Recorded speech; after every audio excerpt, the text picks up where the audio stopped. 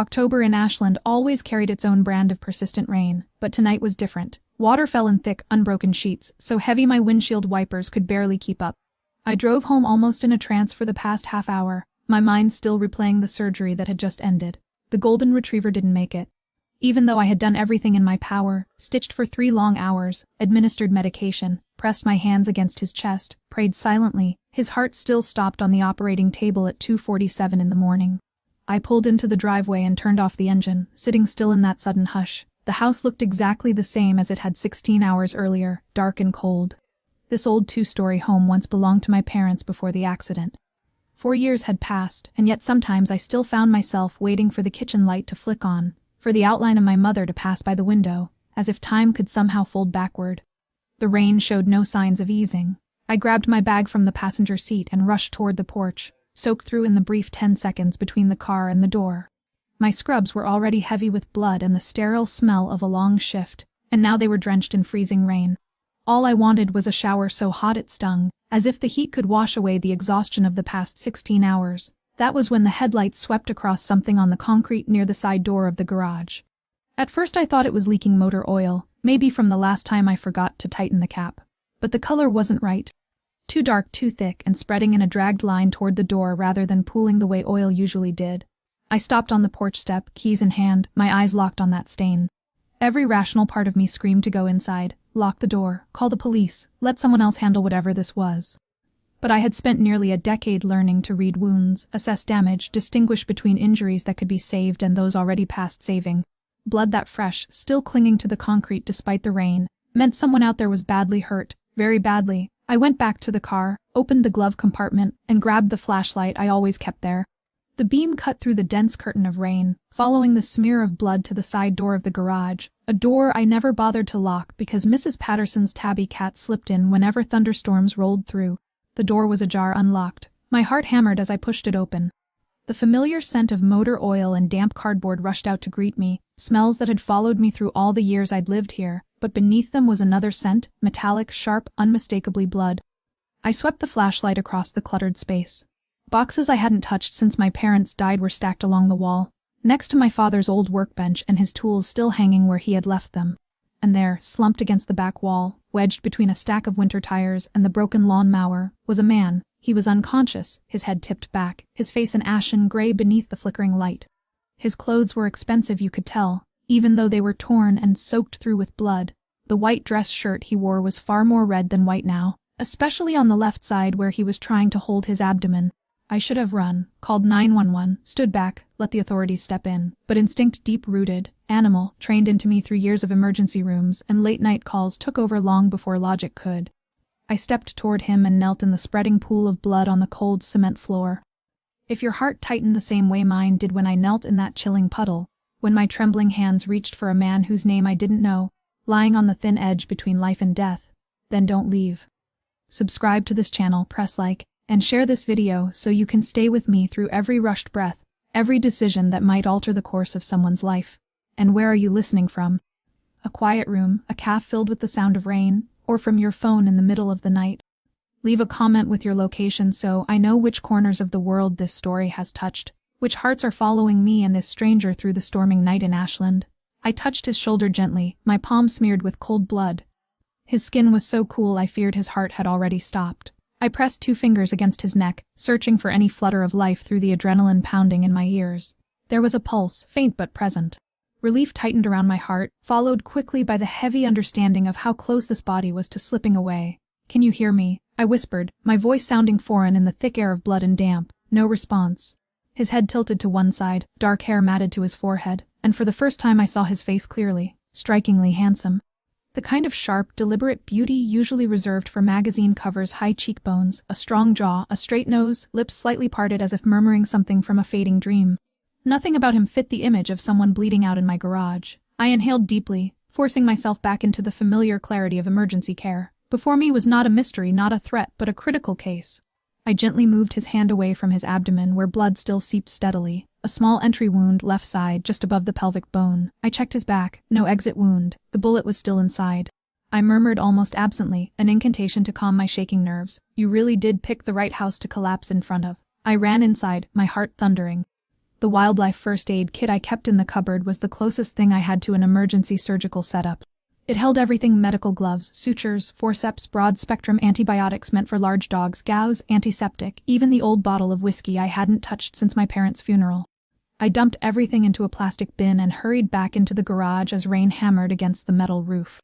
I adjusted his position, straightening him as best I could, then cleaned the skin around the wound with warm water and cut away the shredded fabric. The flashlight clipped to my collar cast a steady circle of light over the blood-stained skin.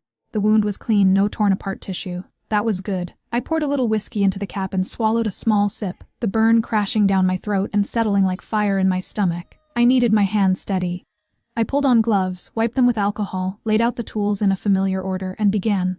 I removed frayed tissue, searching for the glint of metal beneath layers of damaged muscle. The bullet lay 2 finger lengths deep, angled upward, dangerously close to the small intestine. I whispered almost a prayer when my fingers brushed the cold edge of it. I gripped it gently and drew it out, feeling every twitch of muscle recoil under my gloves. When the bullet dropped into the small tin beside me, the metallic clink struck the silence like thunder. Blood surged, and I pressed Gauze hard against the wound, hearing him groan softly, the first sound he had made since I found him. Good. Pain meant life. I stitched layer by layer, muscle, then fat, then skin. The sutures were even, precise, shaped by hundreds of emergency cases before this one: dogs shot by hunters, cats hit by cars, even a deer once trapped in a backyard fence. My hands no longer shook. When the final knot was tied and the bleeding stopped, I applied a dressing and injected a dose of antibiotics strong enough for a full-grown mastiff. I connected a saline line, letting it drip slowly into his arm. He remained unconscious, but the gray tint of his skin had eased. I leaned back, my forehead damp with sweat, my palms sticky with blood and alcohol, my clothes chilled to the bone. I couldn't leave him here. I slid a large plastic tarp beneath his body, using a technique I once learned to move injured horses: leverage, knees and steady weight. I dragged him through the side door into the laundry room, then into the living room.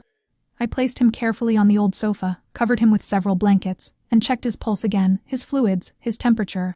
I sat on the chair across from him, my hand resting lightly on his, and for the first time in years, I didn't feel completely alone. I had saved a man's life, a stranger. And I didn't know whether this moment marked the beginning or the end of whatever was coming next. I don't remember the exact moment I drifted off, only that I had been sitting there with my hand resting on his pulse, my back slumped against the chair, my eyes unable to leave the face of that stranger lying on my couch. When I opened my eyes, the faint morning light had slipped through the crack of the curtain, painting the room in a cold, pale gray. I straightened instinctively, my heart pounding when I saw him still lying there, breathing steadily, his chest rising gently beneath the blanket. His pulse was stable. I touched his forehead lightly, no longer cold, a slight fever manageable. I stood, nudged the curtain open just enough for a softer light to warm the room, then returned to the sofa intending to change his heavy bag when I heard a sharp intake of breath. I turned quickly and found his eyes open, staring directly at me. For a moment I went completely still. His eyes were a deep, almost black shade of brown, so dark I felt as if I were being pulled into a silent abyss. There was no panic in his gaze, no weakness you might expect from someone waking after a near-fatal injury, but a calculated steadiness, as if he were rapidly assessing everything around him, including me.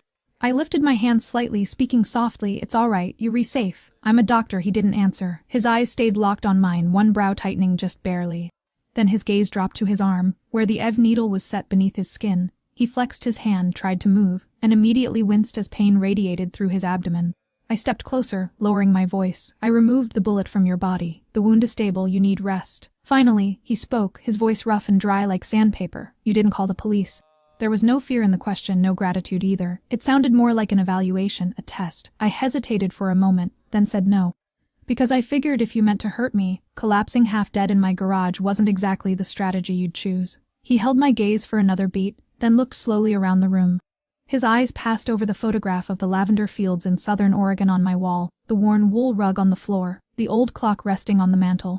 I sensed he was memorizing everything, as if this might be the last time he saw it. "What's your name?" he asked after a quiet moment. "Lauren," I replied. "Lauren Mitchell." He nodded once, barely visible. "Thank you, Lauren."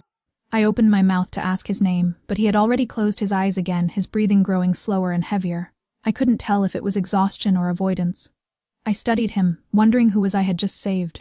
It wasn't only because of how striking he looked, his impossibly handsome face, the thick dark hair, the broad frame almost too large for the sofa. It was his eyes, eyes that had seen blood, eyes that had commanded, eyes that had lost something he hadn't yet found a way to mourn. I didn't know who he was, where he came from, who had shot him, or why. But my instincts whispered that I had just saved a dangerous man. And I couldn't explain why that didn't make me want to push him out of my home. Instead, it made me want to stay, to make sure he survived, to understand the story buried behind those fathomless eyes. I pulled the chair closer, sat down, and began recording his vital signs in my personal medical notebook. Even without saying it aloud, I knew that from the moment he opened his eyes, nothing in my life would ever be the same again. I kept him in my house for 3 days, not because I was obligated to, but because I couldn't bring myself to do otherwise. His wound was not fully stabilized yet, and although the bleeding had stopped and the antibiotics were working, his body remained weak every time he tried to sit up. Sweat broke across his forehead and his eyes drifted unfocused from the dizziness. I tried to keep my distance both physically and emotionally. I didn't ask him anything more about what had happened, who had shot him, or why he had collapsed in my garage in the middle of a storm. Just as he didn't ask why I lived alone in a 2-story house in a small town where no one ever dropped by. We held on to that silence, and in it, I understood more clearly than ever that this place was no longer just my quiet refuge. On the 4th day, while I was preparing breakfast, a sudden knock rattled the front door. It wasn't the polite, rhythmic knock of a mail carrier or a neighbor checking in. It was firm, cold, the kind of knock given by someone who didn't care whether they were welcome or not. I put down the boiling water, wiped my hands on my apron, and glanced at the person still lying on the sofa, eyes half closed even though I knew he heard every sound. I went to the front door, didn't open it, just pushed the curtain aside enough to look out. A man stood there, wearing a gray coat that reached his knees, a cap pulled low over his face, tall and lean. I didn't recognize him. He carried no package, had no name badge, wasn't a neighbor. I didn't open the door. "I'm sorry, I'm not seeing visitors," I called out, trying to keep my voice steady. The man didn't respond. He tilted his head slightly, as if listening for something behind me. Then he turned, walked down the steps, and left without a single word. I stood frozen for a few seconds, my palms damp with sweat. When I turned back, Daniel was sitting upright, his lips pressed together, his hands gripping the blanket around him, the calmness he usually wore stripped away. "You know who he is?" I asked, unable to hide the tremor in my voice. Daniel gave a slight nod, his eyes hardening. "Maybe? They were looking for you?" He didn't answer, but his silence was louder than anything he could have said. A fear I had never known before rippled through me. Not the kind born from aggressive dogs or wounded wildlife I had treated over the years, but the fear of being pulled into a world that did not belong to me. A world where even a glance could be a warning. "I can't let you stay here if it puts me in the crosshairs," I blurted out. Daniel looked at me then, and for a fleeting moment his eyes softened, though the restraint remained. "I'll leave," he said. "As soon as I'm able to stand." I wanted to believe that would fix everything, but a part of me already knew things had gone too far. That night, I couldn't sleep. I checked every lock in the house, pulled the curtains tighter, turned off all the outdoor lights. Daniel didn't sleep either. I heard him shifting, murmuring under his breath, breathing in ragged bursts as if fleeing something in a dream he couldn't wake from. Near dawn, I walked into the living room. Daniel was sitting upright against the pillows, his eyes fixed on nothing. "They won't stop, will they?" I asked, standing behind him. He didn't turn, only gave the slightest nod. I didn't ask anything else. I sat down a little distance away, neither of us spoke. Only the faint glow from the streetlight seeped through the window, casting the silhouettes of 2 people, sitting in silence, one running from something, the other unsure why she couldn't bring herself to walk away. The home I once called my sanctuary, the place I believed I could live out my quiet life, now held something far too big, too real, and too dangerous. But the most frightening part wasn't the man who had knocked on my door or the shadows searching for Daniel. The most frightening part was that I didn't want him to leave. And that was the moment I understood I had already stepped into his life, even without meaning to. The next morning, I woke earlier than usual. Not because of an alarm, nor because sunlight slipped through the curtains, but because a lingering unease from the night before refused to let me rest. I poured myself a cup of coffee and stood at the window looking out into the backyard, where the storm had left shallow puddles reflecting the gray, heavy sky. From where I stood, I could see the sofa in the living room, the place where Daniel still lay. Whether he was sleeping or pretending to sleep, I couldn't tell. But his face looked calmer, no longer tense the way it had been every other time I'd seen him. The dim morning light touched the high angle of his cheekbones and the straight line of his nose, making him look like someone entirely different, gentle, vulnerable. Not the kind of man I suspected might be responsible for a stranger knocking on my door in the middle of the night just to deliver a silent message. I brought him a cup of coffee and set it on the table beside him. When I turned away, he opened his eyes. "Thank you," he murmured, his voice still hoarse but steadier. I nodded without speaking and walked back to the kitchen, though something in me was unsettled. When had I begun caring for him more than necessary? I asked myself that question all morning. While tidying up, I caught myself folding his blanket neatly, arranging the scattered items around the sofa as if this were a permanent space, not a temporary refuge. Each time I passed by, I glanced over just to make sure he was still breathing evenly. I didn't do that with patience. I did that with someone I felt compelled to protect. The thought startled me. I knew nothing about him, not even the name he still hadn't told me. I didn't know his past, didn't know why he'd been shot, or why he hadn't left even though he said he would once he could stand. Yet instead of fear, I felt an odd calm. Maybe because after 10 years as a veterinarian, I had learned to read bodies more than words. Daniel didn't hide himself. He let me take care of him without protest. He endured pain silently when he could have lashed out. And even knowing I didn't fully trust him, he never tried to justify or defend himself. Something in that made me believe him. Believe that behind the wound and those shadowed eyes was someone not entirely lost to darkness. By noon, when I was about to leave the house to buy more medical supplies, Daniel called out to me.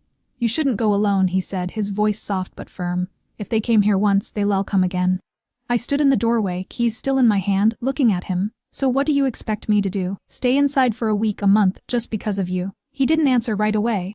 But in his eyes, I saw guilt. He knew I wasn't wrong. He knew his presence had cracked the rhythm of my quiet life. "I'm sorry," he said quietly. "I never meant to pull you into this." I don't know what compelled me to say the next words, but I said them anyway. "Maybe I don't want to stay out of it anymore." He lifted his gaze to me, as if trying to understand something I hadn't said aloud, but I didn't explain. I simply stepped outside and closed the door behind me. The entire drive to the medical supply store, my heart beat faster than usual. Not from fear, but from the realization that I had just admitted something to myself. I was no longer an outsider in this story. I had stepped in already. Maybe from that first stormy night. Maybe from the moment I chose not to call the police. And now, even as my mind tried to protest, my heart had already begun straying off its familiar path. I was letting a man with an unknown history occupy my home. But worse than that, he was beginning to occupy my thoughts. And that was something I had never been prepared to face until now. That day I returned to the clinic earlier than usual. The sky was still overcast, a dull gray light settling over everything like a thin film of mist that made the town look more tired, more subdued than usual. I needed to pick up more pain medication, and a few medical supplies I couldn't easily buy elsewhere. And perhaps because I wanted, even for a few hours, to slip back into the rhythm of the life I used to know. The veterinary clinic sat on the corner of Main Street, a small cream-colored building with an old sign that had begun to peel at the edges. I unlocked the door, and the familiar scent of antiseptic and animal fur rushed toward me. For a moment, I felt like myself again, the person I had been before everything started. I turned on the lights, checked the files, powered on the computer, everything moved the way it always had. Around 9 in the morning, the front bell chimed. I looked up, a polite smile ready on my lips, but it froze there. 2 men walked in. They carried no pets, and they didn't look like any clients who had ever set foot in my clinic. The taller one wore a black leather jacket, his shaved head and an entire side of his neck covered in indigo tattoos I couldn't decipher. The shorter one was stocky, dressed in a gray hoodie and wearing sunglasses despite the dim light. They stood there for a moment saying nothing, no wandering glances, no searching for an animal. They only watched me, stared straight at me. I swallowed and put my pen down. "How can I help you?" The taller man stepped forward, rested his hand on the counter, his fingernails tapping lightly on the wood. "We heard there's a good doctor here," he said, his East Coast accent dragging the last word out as if he were teasing. I nodded, working to keep my voice level. "I'm a veterinarian. If you have a pet that needs to be seen, I can." No, he interrupted, still smiling. "We just wanted to take a look around." Not everyone knows how to take care of something injured, especially when it's not an animal. The words sliced across my skin like a blade of ice. The man in the hoodie moved toward the surgical room, glancing inside, then toward the back door that led to the small parking lot behind the building. "You live alone, right?" he asked, not looking at me. I didn't respond. I knew he wasn't asking out of curiosity. I stepped back half a pace, my hand moving subtly toward the phone under the counter. The bald man noticed, his smile thinning. "No need to get tense, Doc. We were just passing along a message." He pulled a small folded note from his pocket and placed it on the counter. "If you ever see someone hurt, sometimes it's best to let them handle it themselves." I stared at the note. Only one line was written on it in red ink, no name, no signature, but the meaning was as clear as daylight. I didn't pick it up. The 2 men watched me for another second, then turned and walked out of the clinic without another word. The glass door closed softly behind them, leaving me frozen in place, my heartbeat hammering wildly. The trembling came slowly but held on tight. I didn't need to ask who they were. I didn't need to ask what they knew enough. And I understood that saving Daniel had stopped being a medical decision. It had become a declaration, a side chosen, a line crossed. And even though I had never wanted that, I had been pushed into the center of something far larger than myself. When I returned home, Daniel was sitting at the dining table, a cup of coffee in hand, his eyes fixed on the window. He turned when I walked in, but before I could say a word, he stood. "They came," I said. He nodded, unsurprised. "I know." I looked at him, turmoil tightening every thought in my head. I had tried to hold on to the life I knew, tried to believe I was still Lauren Mitchell, the small-town veterinarian with quiet days and predictable routines. But clearly, that woman no longer existed. And my house, my clinic, even this town were no longer safe places, not while he was here, and not while I still wasn't ready to let him go. I made tea, my hand still trembling slightly after the encounter that morning at the clinic. Daniel sat on the kitchen chair, his eyes following every movement I made, silent but not avoiding. When I set the cup down in front of him, the air between us seemed to solidify. I sat across from him, my fingers laced together on the wooden table. "They know I saved you," I said, my voice soft but firm. Daniel didn't answer right away. He lifted the cup, blew gently across the surface, then set it back down. "I knew it would happen. They always know," he said, his gaze steady on mine. "I shouldn't have come into your house. I pulled you into this. You could have died," I replied. "I don't think I could have done anything different." He didn't speak. Outside, a light rain began to fall, each drop tapping against the window like a faint reminder of something unseen but present. I looked at him and saw the exhaustion pressed deep into the corners of his eyes, the tension carved into the strong lines of his face, as if he had been holding something inside for far too long. "Daniel," I said his name, and for the first time I saw something shift in his expression. He let out a long breath and leaned back in his chair, eyes fixed on mine. "Ivy never lied to you," he said.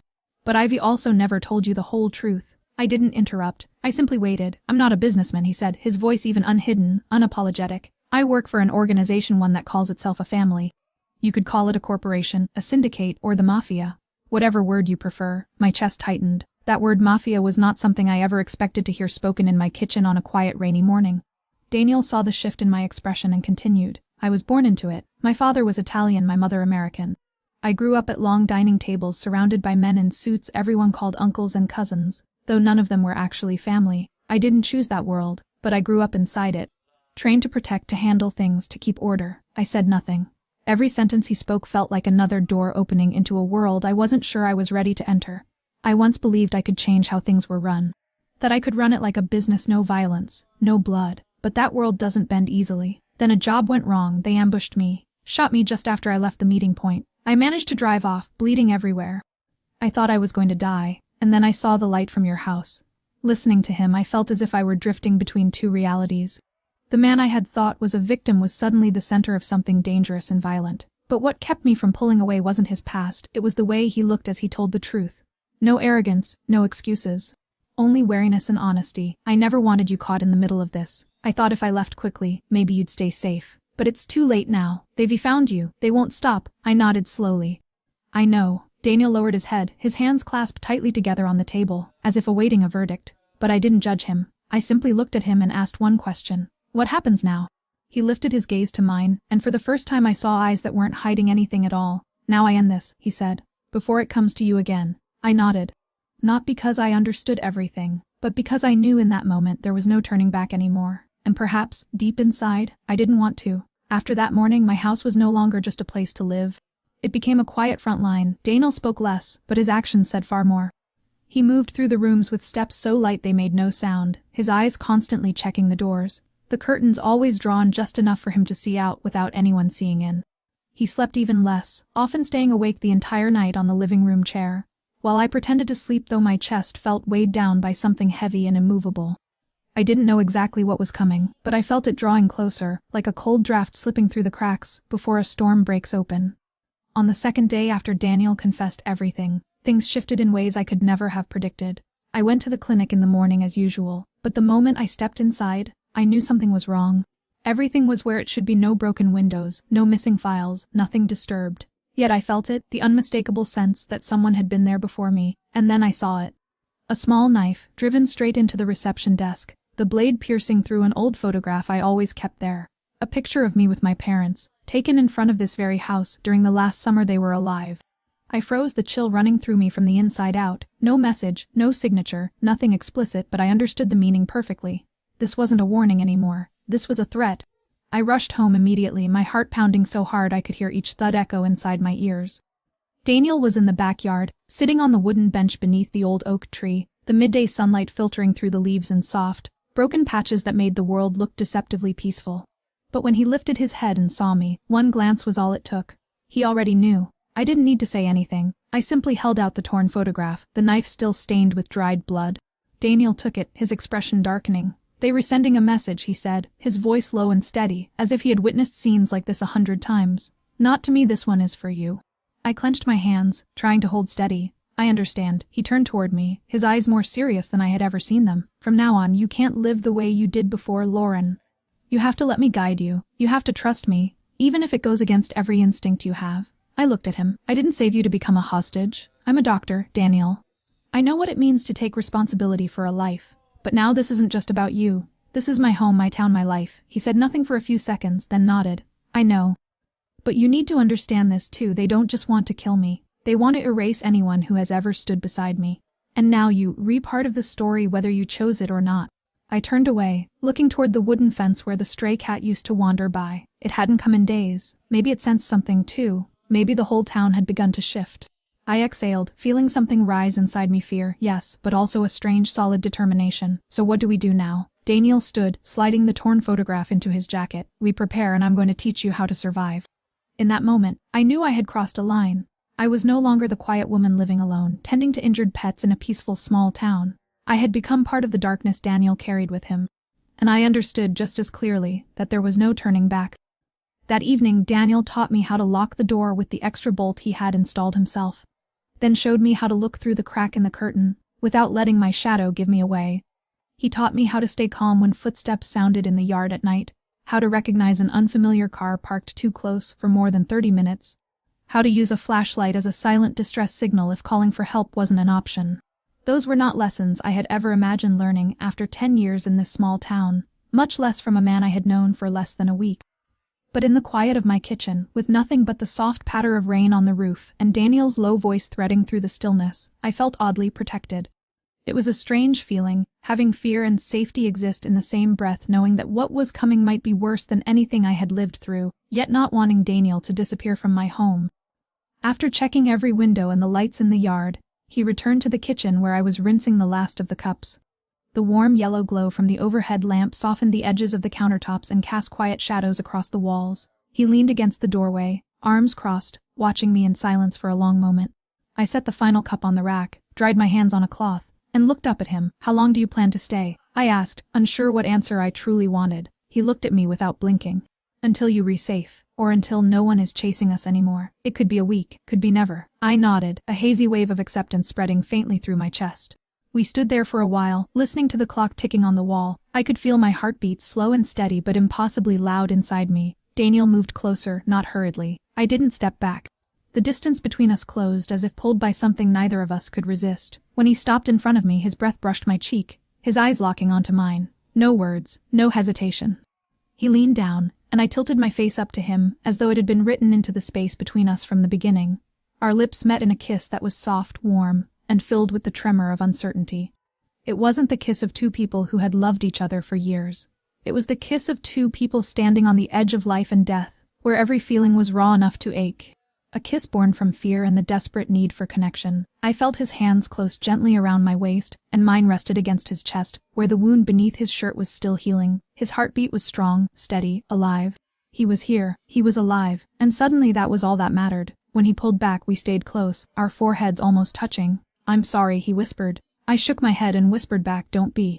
Because I didn't regret it. I didn't feel it was wrong. I knew I was stepping into something dangerous, complicated, perhaps even tragic. But if this was my one chance to feel something vivid and real, I didn't want to turn away from it. That night, I didn't sleep in my own room. I lay on the sofa beside Daniel, saying nothing more.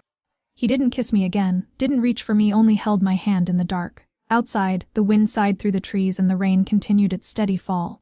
In the darkness that wrapped around us, the only thing that felt real was the warmth between two lonely people. And I knew that from that moment on, everything had changed. Not only because danger was closing in, but because something inside me had begun to grow from the very heart of that fear, like a seed forcing its way up through wreckage. And I no longer wanted to step back. The morning after that night, I woke before Daniel did. He was still asleep, his hand wrapped tightly around mine as if he feared I might disappear if he let go. I gently slipped my hand free, pressed a soft kiss to his forehead, and rose from the sofa. The kitchen still held the warmth of our presence from the night before. I boiled water, prepared coffee the way I did every ordinary morning, clinging to the familiar rhythm in an attempt to steady myself. When I opened the back door to retrieve milk from the cooler, a cold gust swept in carrying a faint, unfamiliar metallic scent. I had barely turned when a figure lunged at me from the side of the house. Too fast for me to react. A hand clamped over my mouth, pulling me backward with a force that crushed the air from my lungs. An arm tightened around my waist, making it impossible to scream or struggle. They dragged me across the wet grass, the sound of brittle branches and fallen leaves crunching beneath us, yet the house remained silent. Daniel didn't hear a thing. They had chosen the perfect moment. A black car waited at the edge of the narrow side path, its door yanked open just as I was shoved into the back seat. A large man, reeking of cigarettes and sweat, held my arms down beside me. The door slammed shut, the click of the lock sharp and final. The engine roared and the car sped off as if it had never stopped there at all. I forced myself to breathe, to stay calm. Only one thought filled my mind: Daniel. Did he realize I was gone? What would he do?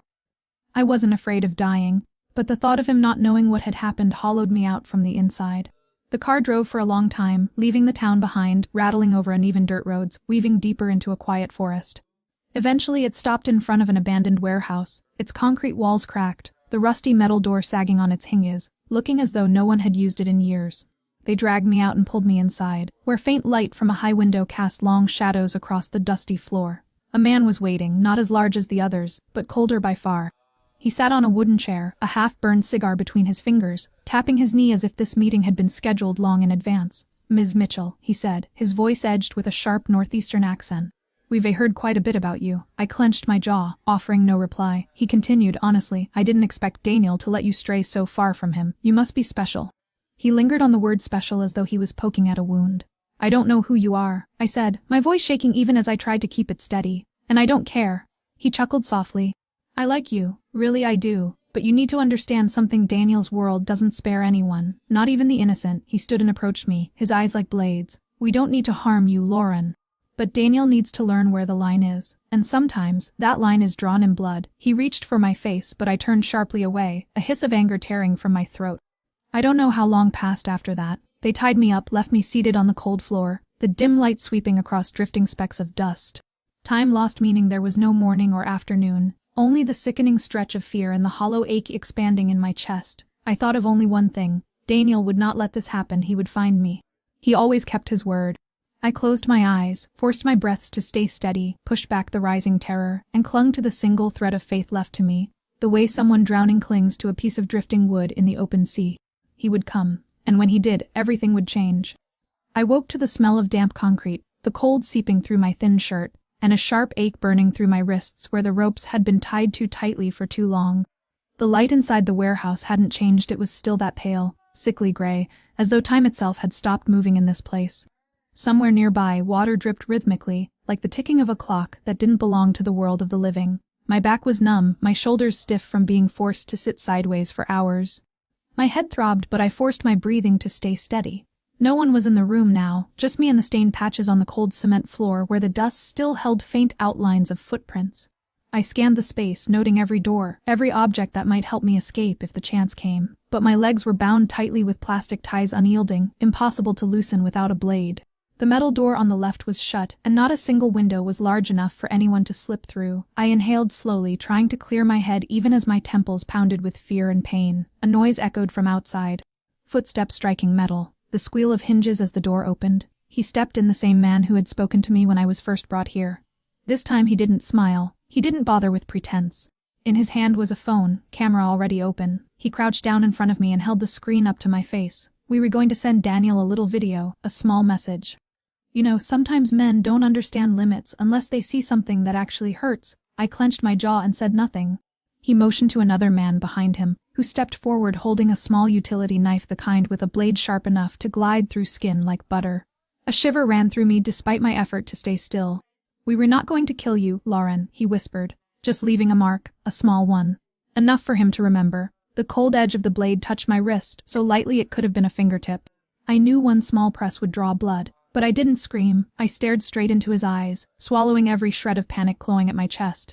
"If you touch me," I said, my voice hoarse but steady, "he won't negotiate anymore." The man with the blade hesitated. The leader tilted his head, studying me as if my single sentence had rearranged his understanding of me entirely. He let out a low chuckle, but it wasn't as sure as before. You seem blindly confident in him. Not blind, I replied, my gaze locked onto his. I simply know the man I saved, and he won't abandon me. He stood, waved the other man back. Shame, he said, but this isn't about faith, it's about power, and Daniel is about to lose everything. He turned and walked out, the door slamming shut behind him, leaving me alone again with nothing but the sound of my own breathing and the shape of fear not fully formed. But inside me, something else was growing stronger than the pain, stronger than the panic. It was resolve, a realization that I was no longer the helpless woman dragged into someone else's war. I was Lauren Mitchell, and I would not let them break me just to send a message. I would survive, not because I wasn't afraid of dying, but because I had something worth living for, and he would come. When Daniel walked into the kitchen and didn't see Lauren, he first assumed she had stepped outside early, the way she often did. But when he noticed the back door slightly ajar, the coffee mug still steaming on the table, and her slippers neatly placed by the doorway, a cold shiver slid down his spine. He rushed outside, eyes sweeping across the backyard, calling her name into the quiet. Only the cold wind and a frightening silence answered him. There was a faint drag mark across the grass, thin but unmistakable, as if someone had been pulled away. Daniel knelt, fingertips brushing the dew-damp blades, his expression darkening. She had been taken. No sound, no warning, no chance for him to stop it. He shot to his feet, pulled out his phone, and dialed a number he hadn't used in a long time. It's me. Emergency protocol. Lauren's been taken. Pull every camera feed around Ashland for the last 2 hours. I want vehicle tracking, plate recognition, anything you can find. His voice was sharp, steady, hiding the tremor pounding in his chest. His next call was to Angelo, the most loyal man he had ever trusted inside the organization.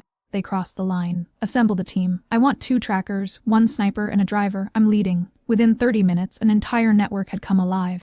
Men who knew how to move without leaving a trace. Men who hunted like wolves in the dark. Men who once lived by Daniel's command. Daniel drove to the Rendezvous Point, an abandoned factory on the outskirts he had used years ago.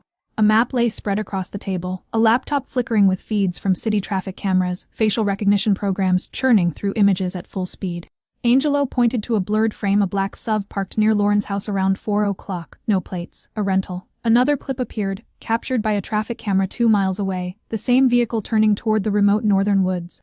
They took her this way, Angelo said. If it were me, I'd stash a hostage somewhere isolated, hard to reach but with a clean exit.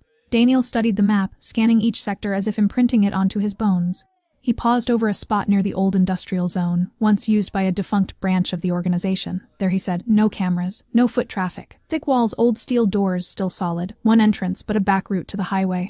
That's where they are. The team moved at once. Daniel armed himself with a handgun, a thin bulletproof vest under his leather jacket, and a knife tucked behind his back. No one asked why he was risking this much for 1 woman.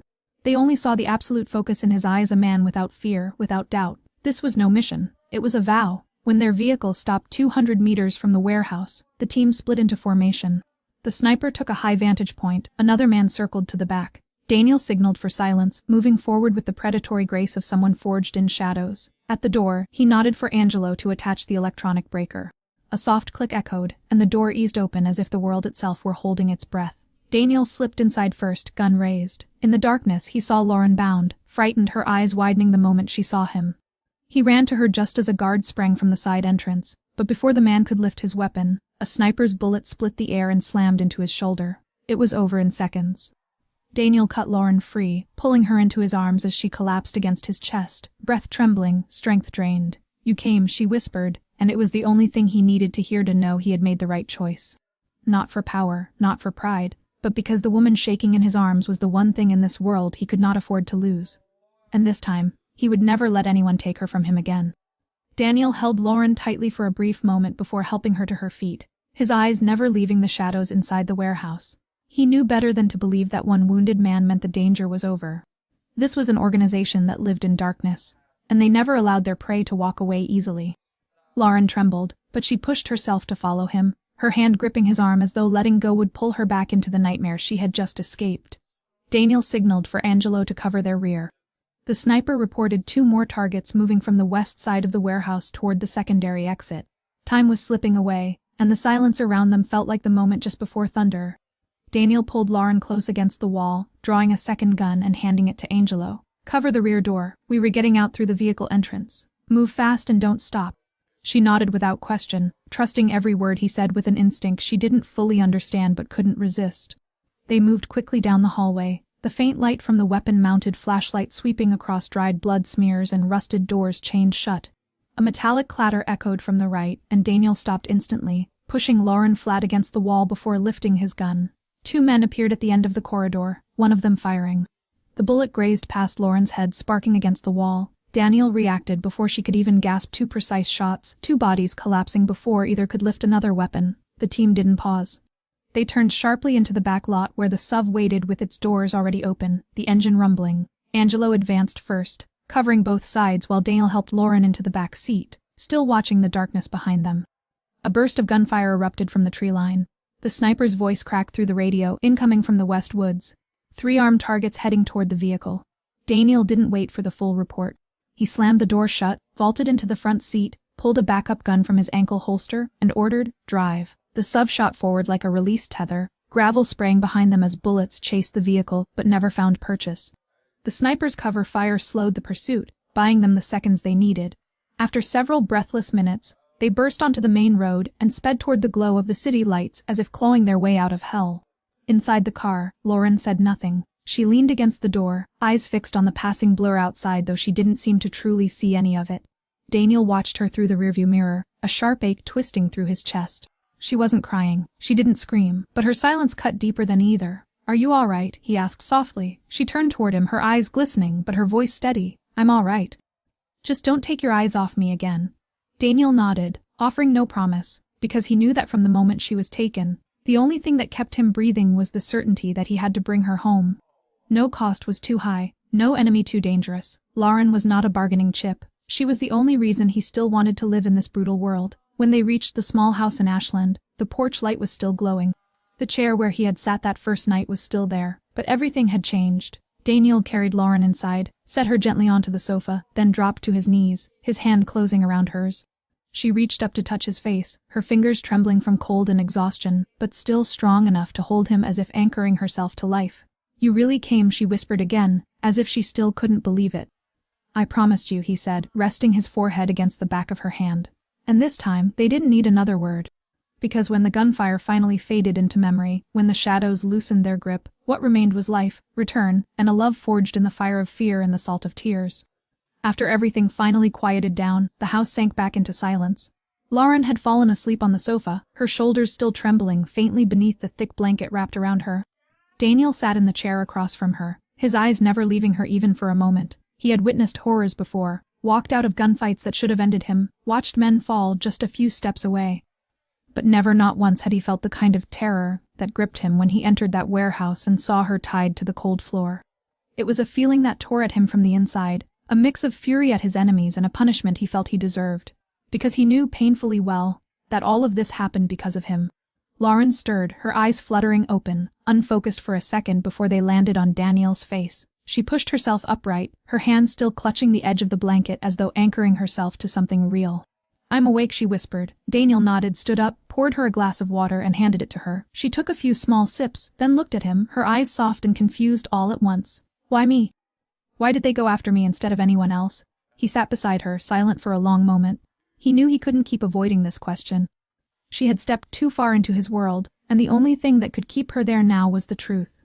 "Lauren," he said, his voice rough, as though the words scraped on their way out, "I need to tell you something. No one outside my family knows this. And after you hear it, if you want to leave, I won't stop you." She said nothing, only nodded gently. "I used to be second in command of one of the largest branches of the organization, not because I wanted it, but because I was born into it. My father ran the previous generation, and from the time I was young, I was trained to inherit that position. But when I was finally old enough to choose, I didn't want it. I wanted out. I wanted a new life.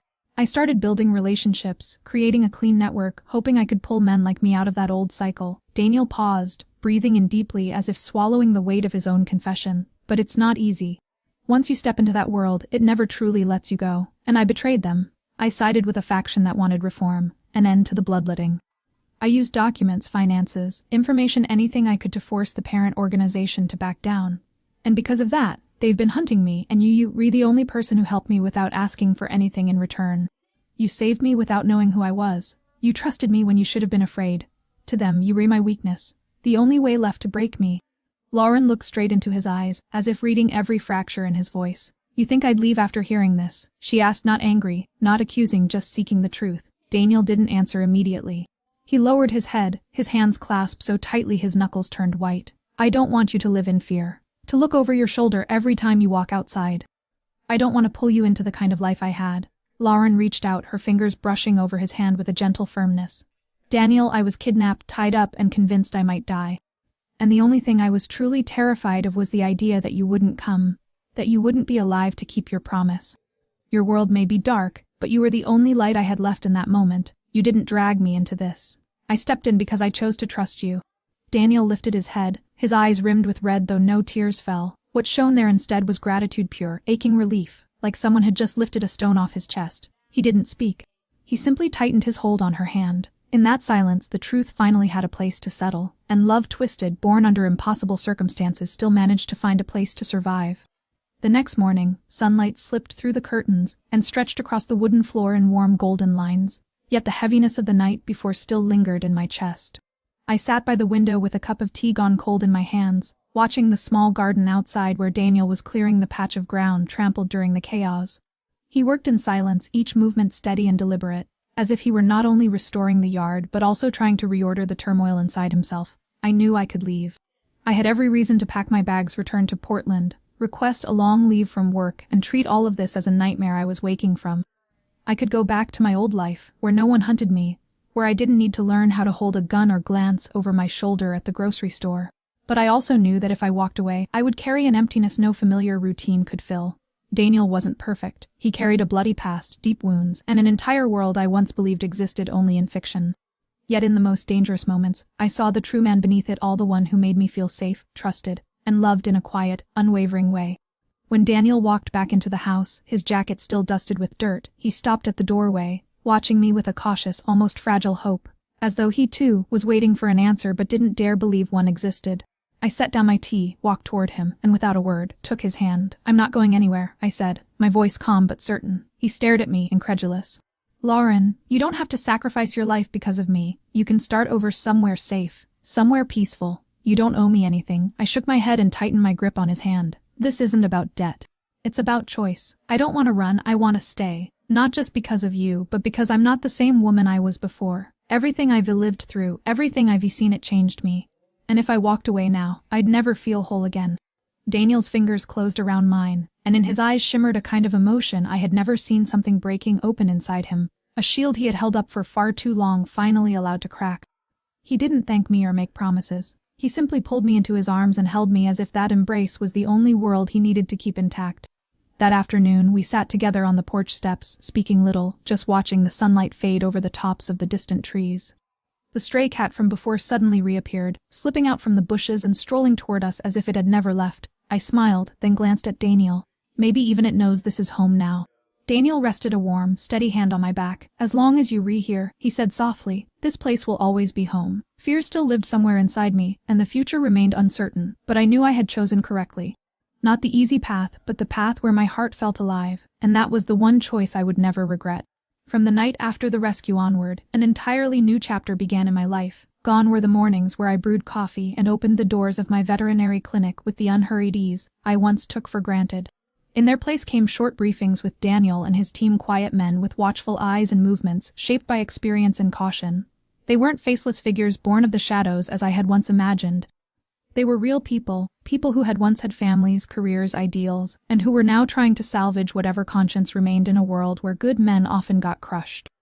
I wasn't allowed to take part in their deeper operations. Daniel said it was for my protection, but he didn't stop me from observing. He brought me to a small facility on the outskirts of town, where his group worked in hiding to plan missions, track enemies, and channel information toward agencies that could legally intervene. There I began helping in the one way I knew I could truly be useful: healing. Several members of the team carried minor injuries from confrontations, a torn ligament here, a reopened scar there, and none of them could risk going to a hospital. I turned a corner of the room into a small medical station, cleaned the space, disinfected surfaces, and arranged basic tools. At first, they were skeptical, unsure what to make of a veterinarian in a place meant for battle-worn fighters. But after a few careful stitches, a few well-wrapped bandages, and never a single unnecessary question from me, their eyes began to change. They told me fragments of their lives while I treated them: a former construction engineer, a high school teacher, a firefighter, All of them had once lived ordinary lives, until something pulled them into a darker current than the law could ever reach. Daniel allowed me to sit in on internal meetings, though he always reminded me how sensitive the information was. I memorized details quietly without interfering, simply learning. They spoke in an unofficial but efficient language of maps, markings, abbreviations, and strings of codes only insiders could understand. And every time they dissected the layout of a warehouse, a transaction route, or the travel schedule of a target, I found myself stunned by the precision and professionalism. There wasn't a wasted word, not a single distracted moment. The more I watched, the more clearly I understood why Daniel was still alive. He wasn't just strong, he strategized like a chess player who had seen his opponent's next 10 moves. But outside the maps and war room tension, he was still my Daniel, the man who washed his hands carefully before touching my face, who asked if I had eaten whenever I spent too long treating someone else. The man who stood beside me at the end of a long day and needed only a glance for me to know he understood all the feelings I hadn't had the strength to voice. There were nights when exhaustion pulled me under and I fell asleep in a chair in the meeting room, and every time I woke, a blanket had been draped over my shoulders and a warm cup of tea waited beside me. I never saw Daniel do it, but I knew no one else would have bothered. Slowly, the men in the organization began to look at me differently. Not as an outsider. They called me by name now. They smiled when I teased them about crooked stitches, and they quietly left coffee on the table when they knew I'd arrive before the others. I didn't know whether I had changed their world in any meaningful way, but I knew with complete certainty that they were changing mine every day, in small, unspoken, deeply human ways. And I knew, without anyone saying it aloud, that every action I took was now part of the fight they were leading, part of something larger than fear. Part of the belief that even in the darkest corners, some people still chose to be the light. I learned about Daniel's younger sister on a late afternoon, when he sat beside me on the steps of the warehouse, the sunset softening the hard lines of his face, as though gentling everything he carried inside. He didn't look at me while he spoke, his voice low and steady, as if he were reading from an old journal he'd kept hidden for years. Her name was Emily, nearly 10 years younger than him, the only blood family he had left after their parents were killed in an orchestrated internal purge within the organization years ago. Daniel had kept her shielded from that world until she was 16, when she was kidnapped to force him into returning and obeying a powerful faction inside the old hierarchy. He got her out, but the price was the rest of her youth spent in suspicion, fear, and anger toward the brother, who never told her the whole truth. For years, she had been living under a different identity in New Jersey, trying to build a life of her own, but in recent weeks Daniel discovered that a group of insiders had traced her location. This time, however, he wasn't planning on using a gun. He refused to let Emily be dragged back into the dark because of mistakes he had made long ago. When he spoke about his plan to protect her legally, I saw both helplessness and determination in his eyes, and I knew exactly what I had to do. I called an old friend from my law school days, now working in the Witness Protection Division of a federal office in Boston. Through layers of verification and encrypted calls, we secured a secret meeting with a government attorney, the only person with authority to initiate an emergency protection order without going through the courts. But to make that happen, Daniel needed to provide information substantial enough to prove that Emily was being targeted because of him, and he had to be ready to cooperate. It was the first time I saw Daniel in a small conference room with no weapons, no tactical layouts, only stacks of documents, statements, and a steady gaze as he faced a legal representative. He didn't say much. He laid out each event clearly, each piece of evidence he had gathered, every individual possibly connected to the threat against Emily. Every detail was recorded, analyzed, and in the end, they agreed to open a Level 1 protection file for her. Within 48 hours, an investigative team quietly traveled to New Jersey, located Emily, and moved her to a secure location. When she arrived at the temporary base to see Daniel again, her eyes reflected surprise, anger, and gratitude all at once. "You did it again," she said, her voice cool. "You controlled everything without asking if it's what I wanted." Daniel said nothing in his defense. He only looked at her with a tenderness I had never seen in him before, something both fragile and unyielding. "I didn't have another choice," he answered, "and this time I didn't use a gun. I used the law. I made the right call." Emily stared at him for a long moment, then turned toward me as if seeking clarity. "Did you make him change?" I shook my head, offering a small smile. "No, he changed because of you. I only helped him see a different way to fight." Emily lowered her gaze, then suddenly stepped forward and hugged Daniel. It was brief, tight, without apologies or tears, but I knew for Daniel, that was more than enough. That night, when everyone returned to the base, I sat down and wrote in my journal a simple sentence that carried all the weight of what we had lived. There are battles that don't require gunfire, only the courage to believe that justice still has a path. And sometimes, that courage is the bravest act of all. When everything with Emily finally settled, the atmosphere inside the base began to shift. The relentless meetings stopped, the late-night calls quieted, and the maps that once covered every table disappeared. Daniel spent more time at home, with me, with his sister, as if he were learning to breathe in a different rhythm. One morning, while I was slicing apples in the kitchen, he walked in with his hair still damp from cold water, and the scent of wind and wood clinging to his jacket. He stood still for a few seconds, then told me in a strangely calm voice that he was stepping away. I set the knife down and turned toward him. He didn't need to explain. I understood immediately that this wasn't a sudden decision. He had thought about it for a long time, weighed every cost, and now he was placing a final period on a part of his life that had stretched on too long. I can't keep living in two worlds, Lauren, he said, holding my gaze. Part of me still wants to protect, still wants to fight, but I realized I want to live too, a real life. One without codes, without blood, without being shaken awake in the middle of the night by a warning call. I didn't ask why.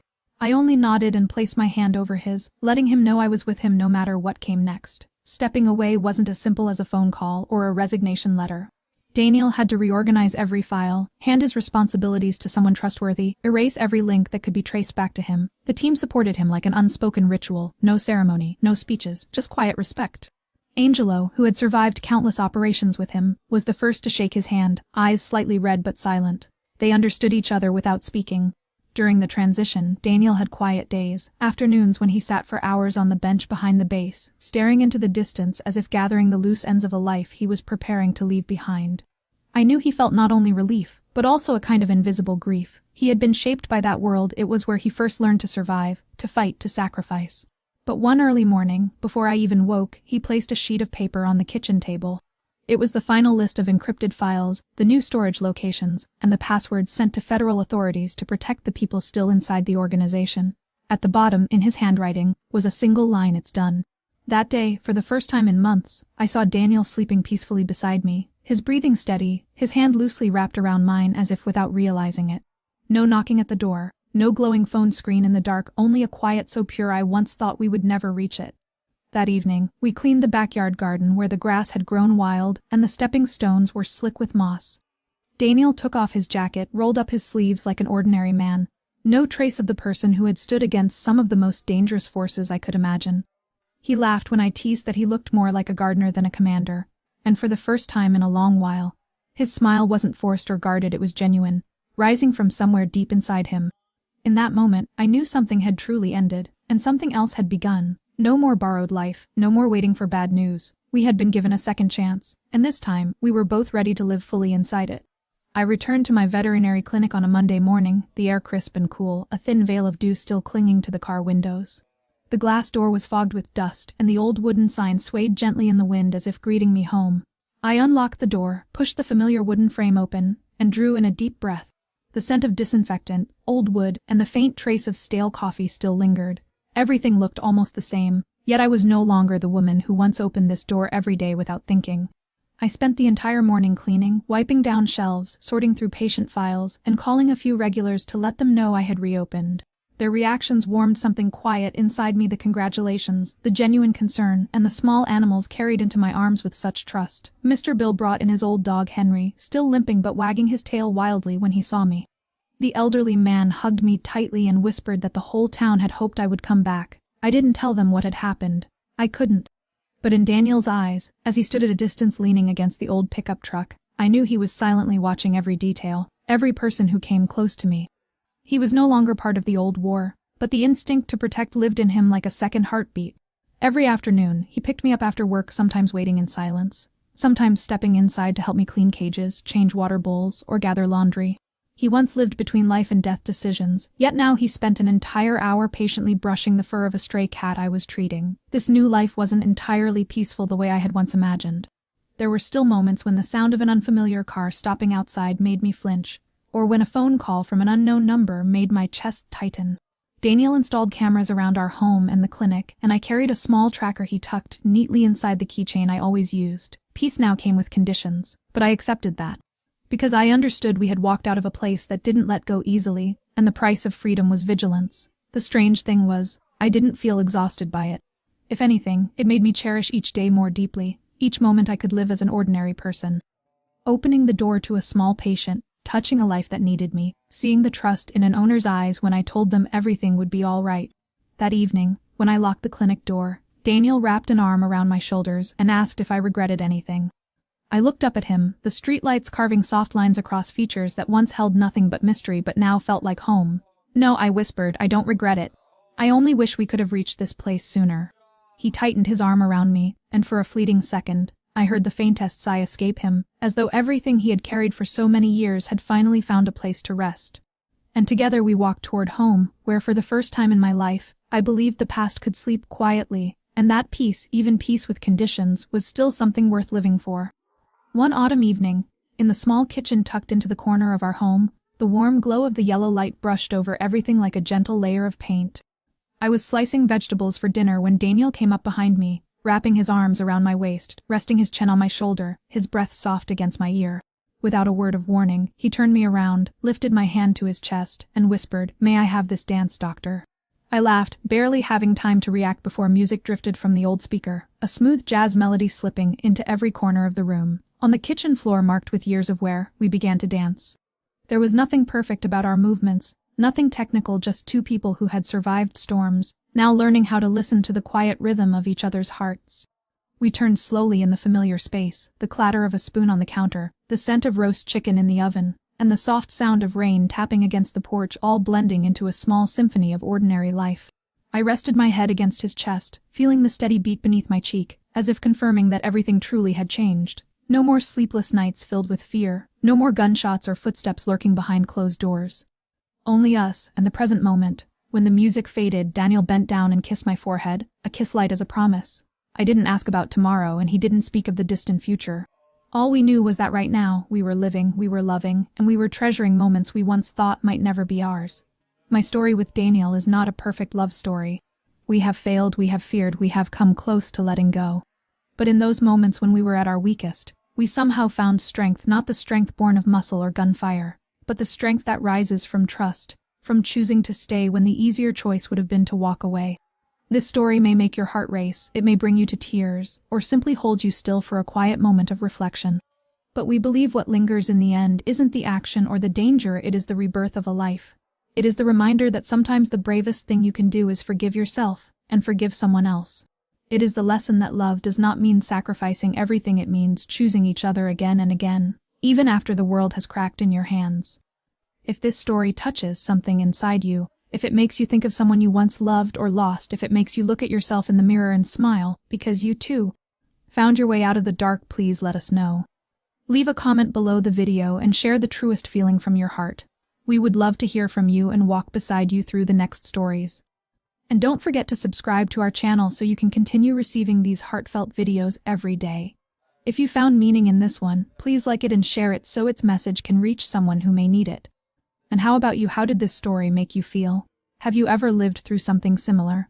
Do you believe everyone deserves a second chance? Tell us.